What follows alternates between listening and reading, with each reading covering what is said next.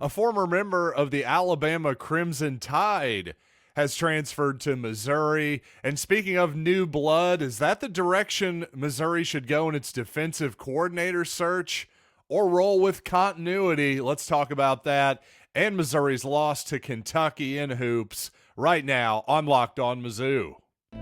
You are Locked On Mizzou, your daily podcast on the Missouri Tigers, part of the Locked On Podcast Network, your team every day.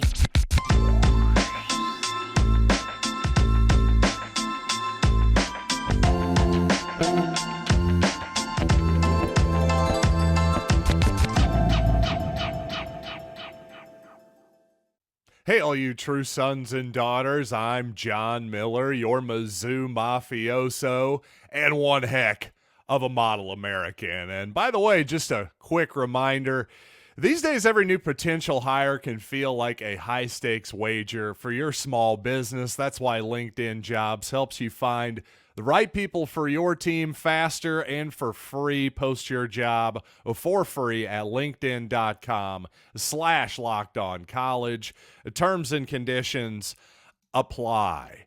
And yet another new Missouri Tiger, yet another intra-SEC transfer, quite honestly. This time it's Isaiah Hastings, who played his first couple years of ball in Alabama with the Crimson Tide, although played, well, I'm using that term a little bit loosely. He was definitely on the team. Let's put it that way. But Hastings played quite sparingly, not at all in 2023, as far as I can tell. Had a few appearances in 2022, but a guy who seemed like a guy from Ontario, Canada, seemed like, from what I could tell, a bit of a raw prospect in high school. A guy who didn't play a ton of football in high school necessarily, but obviously a really athletic guy if the Crimson Tide come calling, right? And at 6'4", 290 pounds, despite the size of being a defensive tackle, Missouri sounds like they're recruiting him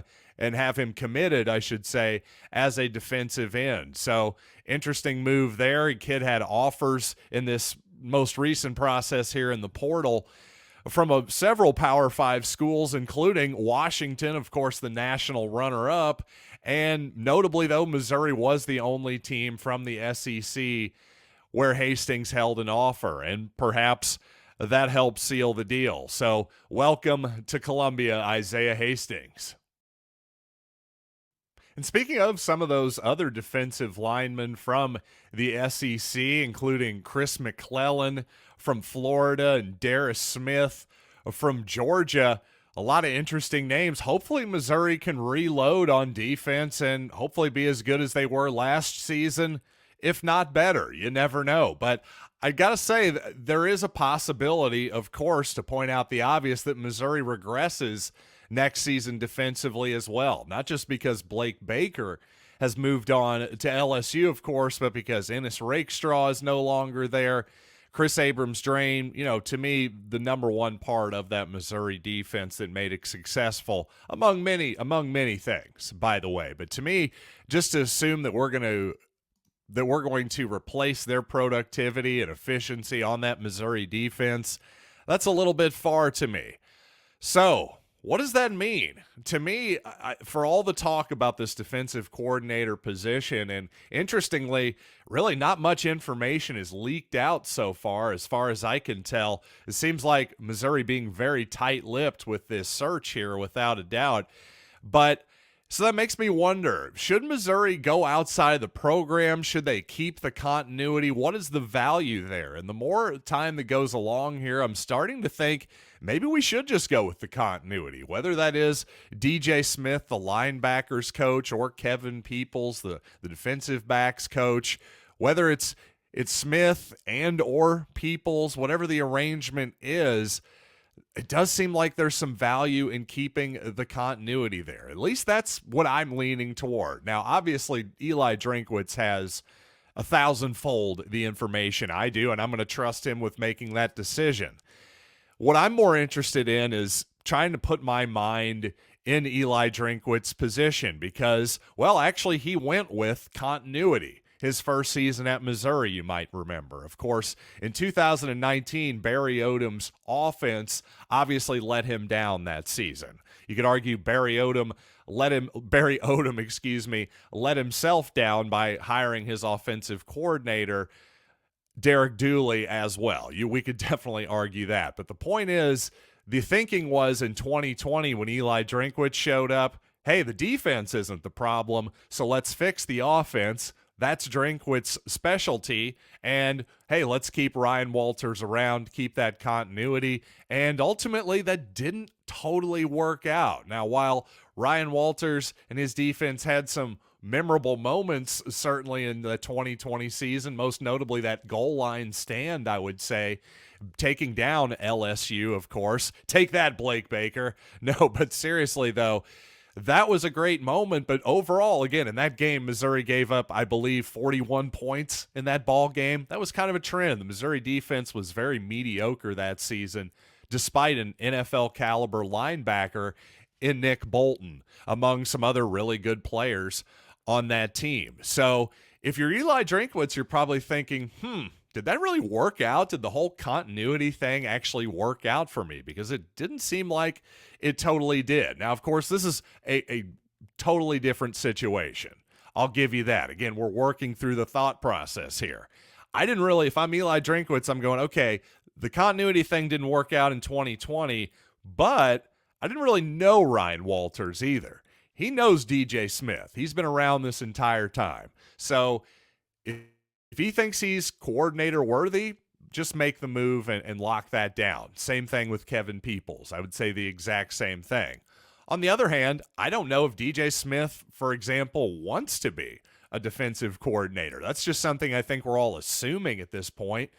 You know, sort of like a lot of people assume that, again, the Iowa defensive coordinator, people thought, well, maybe he'll jump to a new job or try to be a head coach. Even more likely, well, some people are just happy making hundreds of thousands of dollars being a linebackers coach and staying out of the limelight and staying out of the blame game, which, of course, the head coach and coordinators are always smack dab in the middle of. So really, I think Eli Drinkwitz, I sort of run through it. If I'm Eli Drinkwitz, if I'm in his shoes, while John Miller, who knows very little, quite honestly, about all the defensive coordinators out there in the country, I don't have the connections that Drinkwitz does, the relationships that he's built on the road over these years.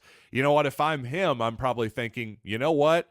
I can probably take that $2 million that we were reportedly going to pay, oh my goodness, Blake Baker. Easy for me to say. Thank goodness I don't have to say his name for that much longer, because that is not the first time his name has tripped me up. So thank you, Blake Baker, for moving on to Baton Rouge for me, so I can stop screwing up the pronunciation of your name, especially when the word pay gets thrown in there. For some reason, that throws me off. But again, if I'm Eli Drinkwitz and I got $2 million to play with, my ego's probably telling me I can find a really good candidate for this season and hopefully beyond. But again, that's another thing I want to emphasize here. If I'm Eli Drinkwitz, that's all I'm really thinking of is 2024.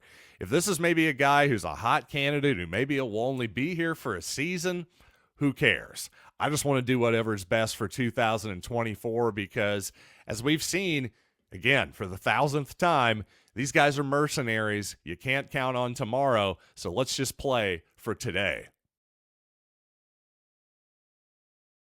And coming up on the program, a couple of players I've talked about quite a bit on the program the last couple weeks in the portal. Both ended up at Ohio State. And speaking of the Buckeyes, I want to go back to the Cotton Bowl and revisit a crucial decision by Eli Drinkwitz and that in that ball game. But first, let's talk about LinkedIn Jobs, because at the start of the new year, every small business owner is asking himself the same question. What's the one move I can make that'll take my business to the next level in 2024? Well, LinkedIn Jobs knows that your success all depends on the team you surround yourself with, and that's why LinkedIn Jobs has created the tools to help find the right professionals for your team faster and for free. And you know what? My wife, my sister-in-law, and myself all own a small business together. And when you find that right person that helps you run your business,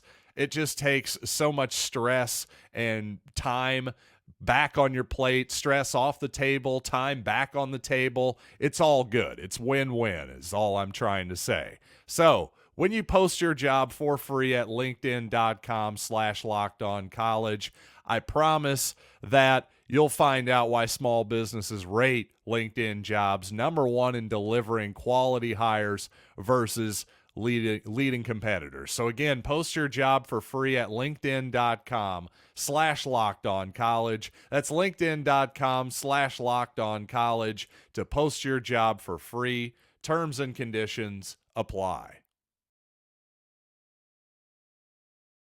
Hey, quickly before we get back into the Missouri talk, as a Kansas City Chiefs fan, I'm well aware that some people out there are none too pleased that the Chiefs against the Dolphins game here on Saturday night is Peacock exclusive. Yes, the NBC streaming service. I'm just going to give you a hot tip right now. If you're going to try to figure this out on Saturday, you're probably going to end up frustrated. Do it right now. If you have maybe somebody's not so tech savvy in your life and you're decent at it, for the love of everything holy and Patrick Mahomes, do it now. But if you don't figure it out, you can't always listen to the game, just like you can listen to this podcast on the SiriusXM app, or again, check out the Chiefs and Dolphins on your radio dial, channel 227. But you know what? Let's talk a little football here before we get to Missouri's game against Kentucky last night. There were some whispers, by the way, that Mekhi Wingo,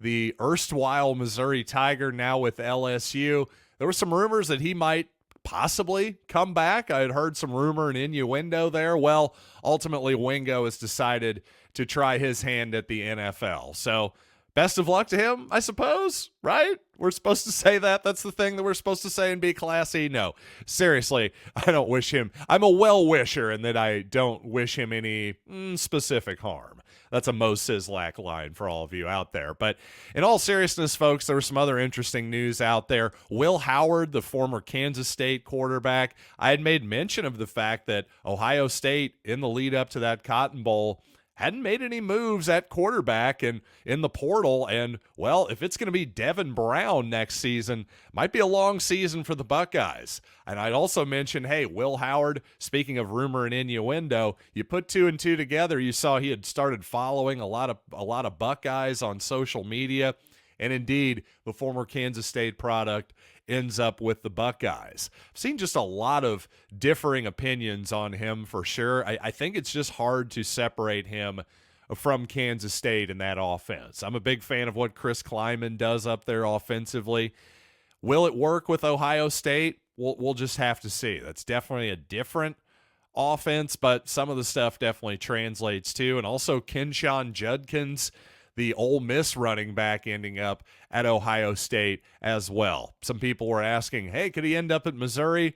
From what I heard, Judkins got a pretty significant NIL deal, and I don't think he was looking to share carries with anybody too much. So I think Nate Noel and Marcus Carroll are a pretty good fit for Missouri in the portal at that running back position.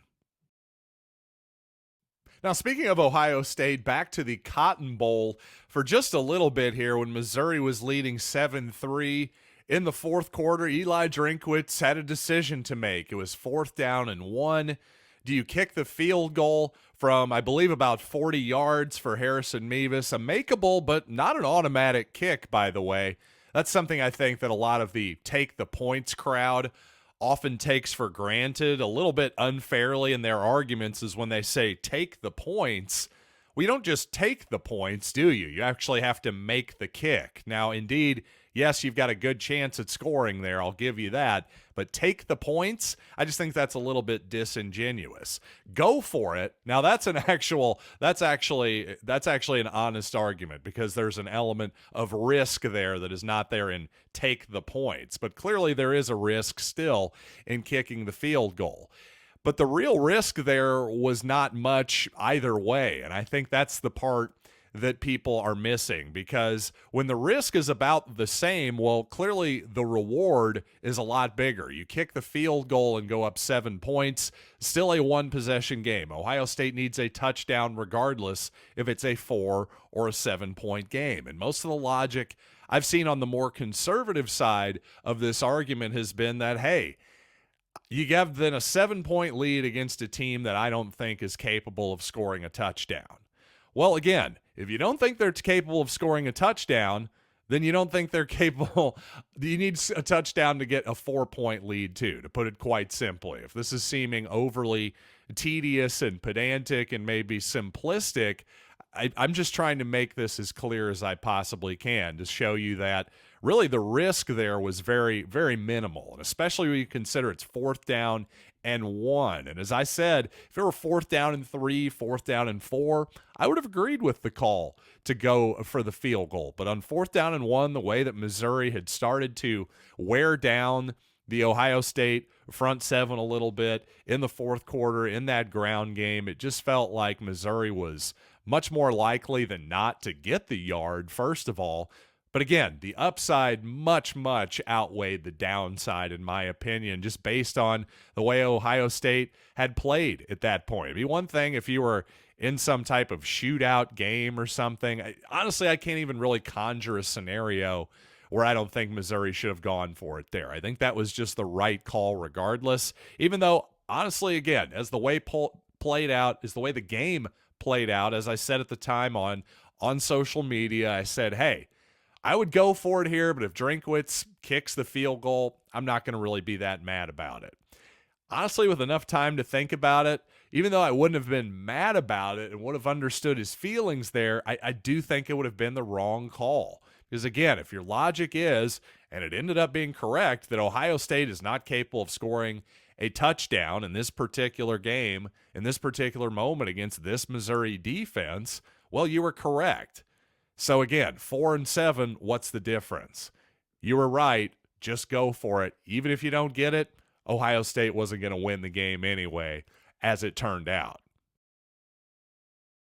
Now, one thing I know as a college football fan in general, the better you get at this sport, the more people glom on in positive ways and negative ways. In other words, teams like Ohio State, well, they get a lot of bandwagon fans, and they also get a lot of bandwagon haters as well. And I thought it was interesting after the Cotton Bowl, I had a comment on my YouTube page from C2A2AD on YouTube that said, I'm an East Coast kid that moved to Vegas, but for some reason I love Mizzou and I can't explain it.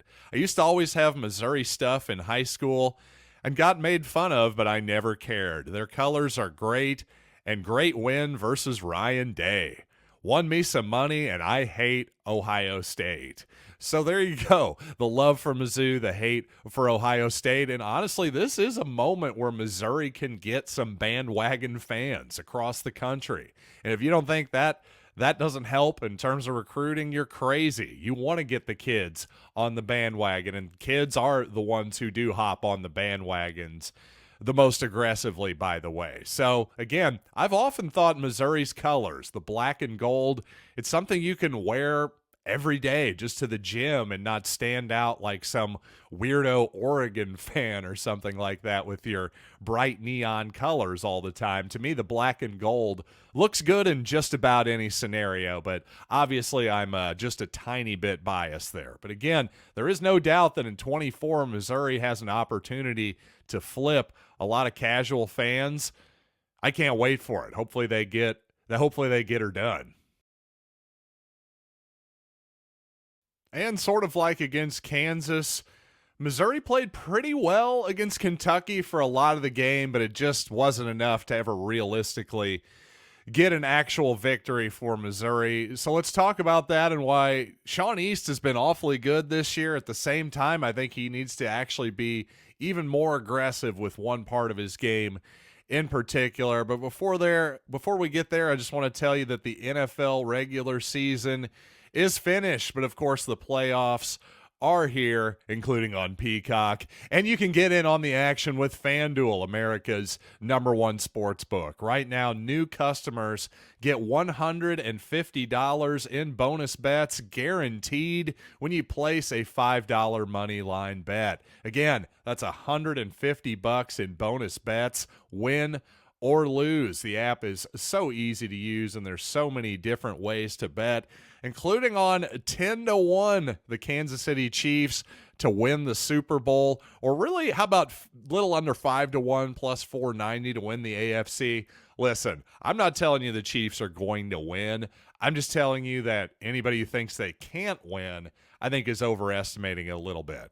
Having said that, they can definitely lose to the Dolphins as well. I expect them to beat the Dolphins, but the Chiefs have been uninspiring this year. I'll give you that. I just can't totally give up on Patrick Mahomes yet. But regardless, if you think I'm an idiot, put your money where your mouth is at FanDuel.com/LockedOn and make your first bet an extra point. It's FanDuel, official partner of the NFL.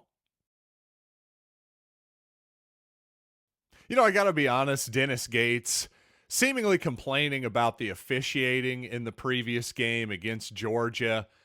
Well, that had rung a little bit hollow for this podcaster, but after seeing Shawn East look like Rocky Balboa in the 15th round against Apollo Creed last night late in that Kentucky game, well, maybe Dennis Gates has a point, but in all seriousness, that was about the only thing that could slow down Shawn East last night, was that injury, that big old shiner beneath his eye.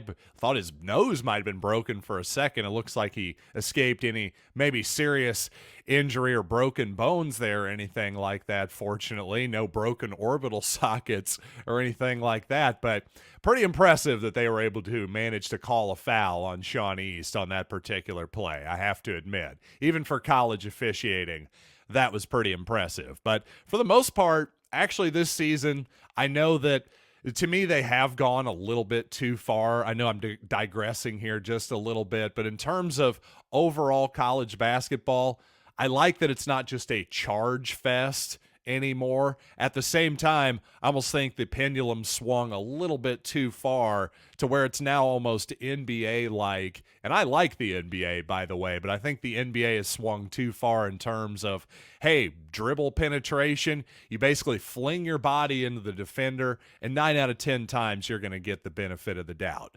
Not a huge fan of that, but getting rid of the charge to some extent, I think it needed to happen in college basketball. But regardless, what I really want to talk about is Shawn East, because he's been phenomenal this season. His three-point shooting has been so good, in fact, this season, that actually I think Missouri needs him to shoot more, quite a bit more. If you're going to shoot over 50% from the three, we're creeping up on the halfway point of the season here.